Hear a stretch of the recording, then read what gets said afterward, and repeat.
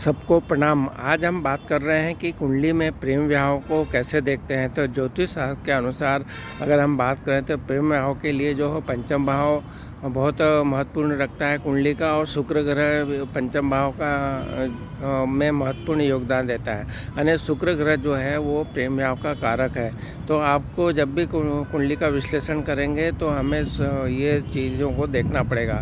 तो जैसे कि बताया कि आप अगर लग्न को देखें, अगर लग्न के से मान लो कुंडली में शुक्र ग्रह या गुरु ग्रह लग्न भाव से पंचम या नवम भाव में हो तो ये भी प्रेम विवाह का योग बताता है। पंचम भाव का स्वामी का संबंध सप्तम भाव के स्वामी से होता है, या सप्तम भाव के स्वामी का संबंध जो पंचम भाव से होता है, ये भी प्रेम विवाह का योग बताता है। कुंडली में शुक्र चंद्रमा की युति हो, पाँचवें या सातवें घर के स्वामी वक्री हो, राहु और केतु पाँचवें भाव के स्वामी की उच्च राशि में हो। सबको प्रणाम। बात कर रहे हैं कि अंतर्जातीय जो विवाह है उसको कुंडली में कैसा देखते हैं। इसके लिए जब भी राहु केतु का योग होता है तो ये अक्सर जो अंतर्जातीय विवाह का संकेत देता है। तो ये ग्रह जो विदेश या अलग संस्कृति से जुड़ा होता है।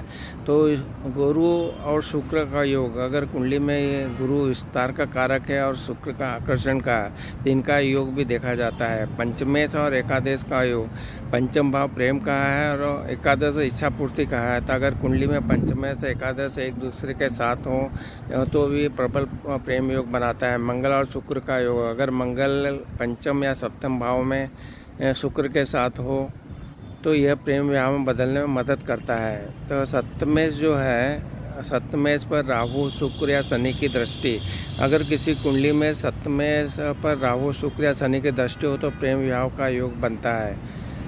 तो पंचम भाव का संबंध।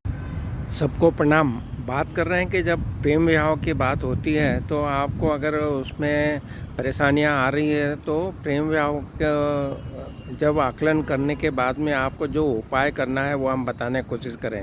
प्रेम के जो प्रतीक हैं भगवान श्री कृष्ण हैं और उनकी पूजा करना चाहिए। उनके मंदिर में जाके विधि विधान से पूजा और उन्हें बांसुरी करके बांसुरी अर्पित करना चाहिए। माता पार्वती की साधना करें, शिवलिंग का जल अभिषेक करें और भगवान गणेश का मंत्र का जाप करें, कामदेव मंत्र का जाप करें, महामृत्युंजय का पाठ करें। और जो भी ये बताए आपको, ये सब करने के साथ साथ में गुरुवार के दिन केले के जड़ का पूजन करें, बृहस्पति भगवान की जो है कथा सुने और सुनाएं, हल्दी या केसर का तिलक लगाएं, शहद और दही शिवलिंग पर चढ़ाएं। प्रेम विवाह के लिए परिवार वालों को मनाने के लिए इन बातों का ध्यान रखें, धैर्य रखें, सही समय का